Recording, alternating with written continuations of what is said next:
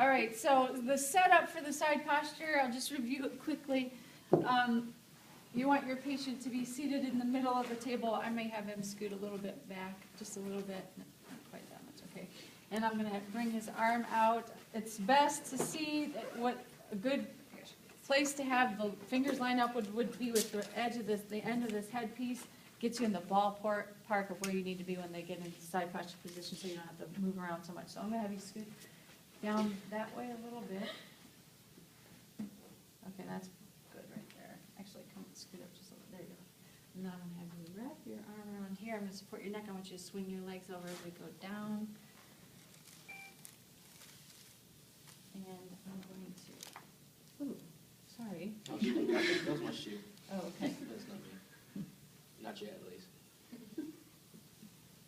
All right, so what I'm doing is I'm getting him into the position that I want.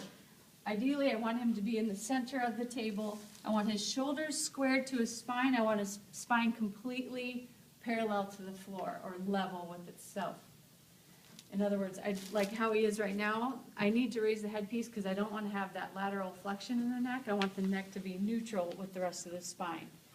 I want him to be in the center of the table. I'm going to have you scoot your bottom forward just a little bit, and then I'm going to make sure that this is lined up. So my points that I want to have lined up in this plane would be his shoulder, mastoid, hip, and lateral malleolus. So as I'm looking this way, I want him to be in the center of the table with all those points lined up. Then I'm going to come over here, and I want to make sure that when I have him set up, he's like this. I want the mastoid, when I come up like this at the table, I want that mastoid to be right at the edge of that headpiece so that it's supported on the table and Atlas is off the edge. So when I come up, I want to have it be just like that. Always use your inferior hand when you're coming to check that.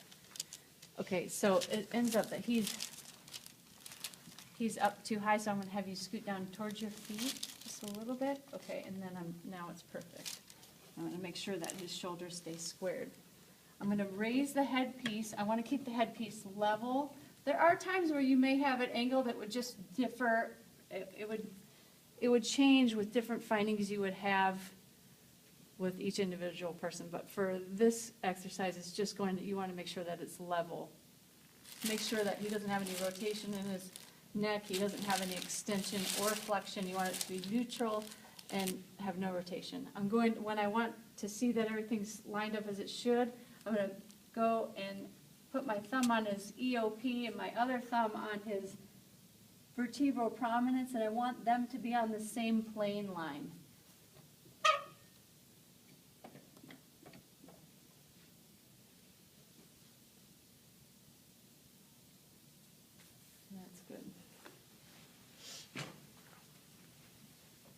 All right, so I'm ready.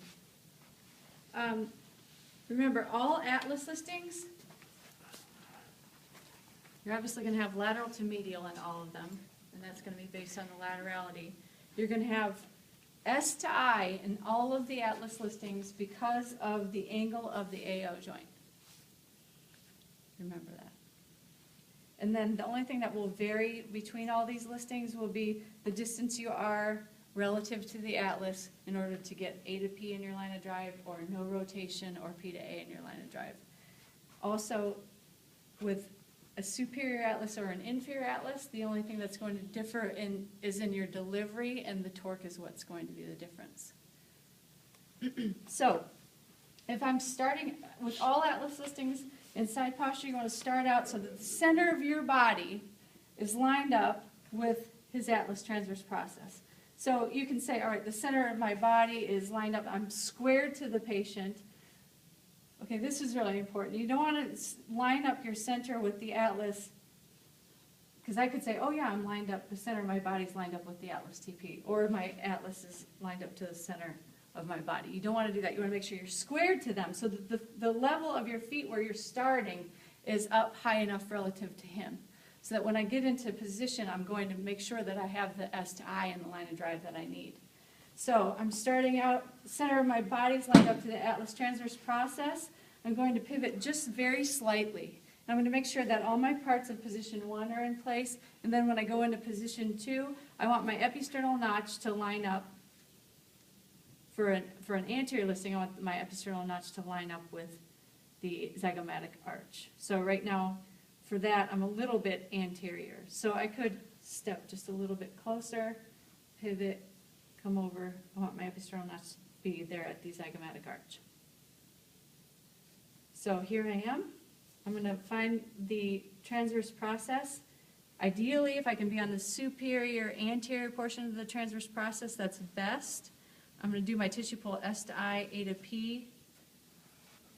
I'm going to roll in that same direction so I can maintain that tissue pull, get on the Atlas TP, anchor my fingers on the shoulder, roll in with my hammer hand, make sure my elbow bend is equal, and I know that I have S to I know I have lateral to medial, and I have A to P.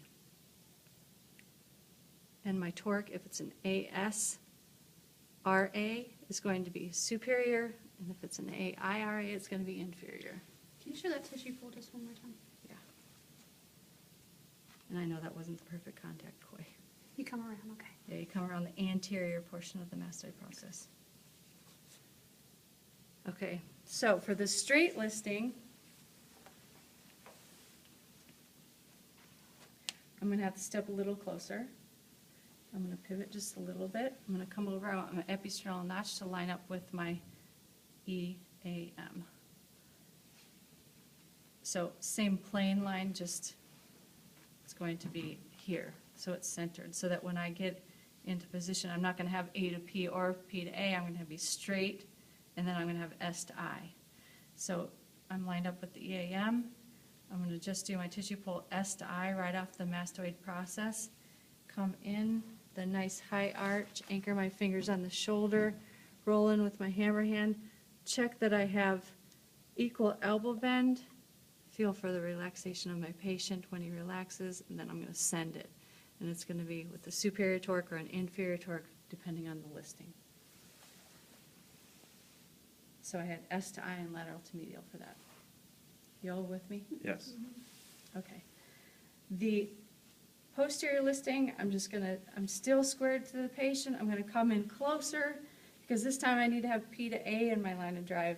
I'm going to pivot just a little bit, come over into position 2. I want my external notch to be lined up with the EOP. Now don't fool yourself. If you're not in close enough and you're coming over and you're saying, oh yeah, I'm lined up with it like this, and you're reaching forward, you're not going to have that line of drive when you get on your contact.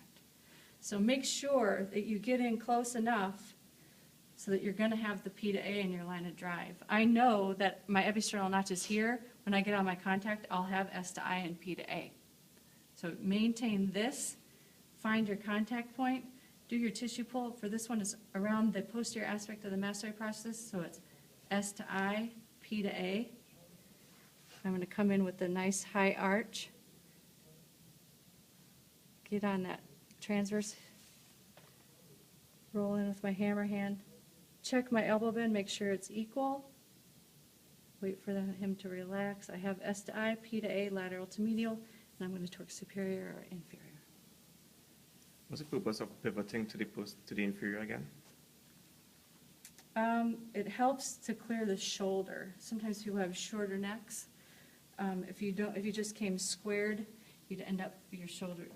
This Okay. arm would be in the way, so we pivot just a little bit to clear that. Okay. And you do this to get your S to I, correct? You do your, Yeah. Okay. So if I'm pivoted like this, and I get on there, if I don't accommodate, okay. So where I started out with my external notch, I already know I'm going to have S to I, but I'm going to make sure if I do that accommodation to get equal elbow bend as well. okay. And that will just ensure that you have S to I in your line of drive too. So accommodation is just to get equal elbow bend. What questions do you have for me about this? So what listings would those be? ASLA or AILA, excuse me, R is R, right side's up. AI or SRA, ASR or AIR, AS, RP. RP or AILP? RP. RP. Okay, so relative anterior listing, straight listing, posterior listing, that's where you want your episternal notch to line up. Same plane line, same superior to the contact point, so if your episternal notch is here, which is the beginning point of your line of drive, and then here, so you visualize, okay, if my episternal notch is here, my contact's here, I'm going to have S to I in my line of drive.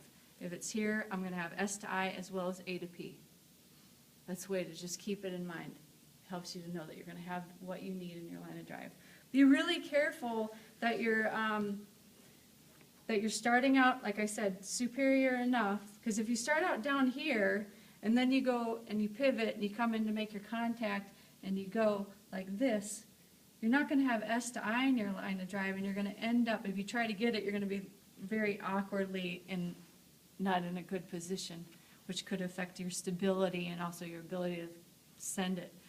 And if you don't have that S to I in your line of drive and you have I to S, you're really just gonna be hitting that lateral mass up against that condyle.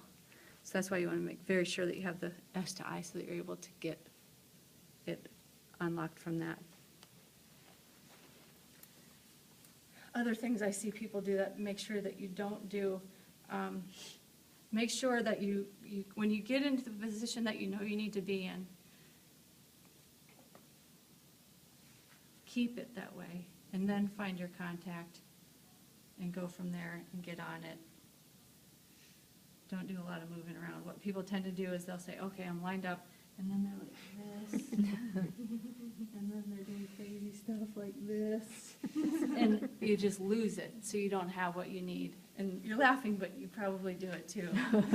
So, and also the reason I want you to do it systematically, as far as like starting with your feet where they need to go and making sure your body's where it needs to be, is because you don't want to get on contact and then start arranging it, because that's not comfortable, and chances are you'll probably lose your tissue pull and your contact. So in other words, people get excited and they're like, oh, okay, yeah, I'm going to come in here. And then, okay, wait, do I have it? No. You know what I mean? You're not going to do that. And you're laughing, but it happens all the time. You don't want it to be that way. So that's why I teach it systematically, and that's why I practice it that way too. Okay. C2 listings, you're always going to be in close, because with all C2 listings, you have to have P to A and I to S. You narrating at you? I cut it off. I didn't hear you. You said that Atlas is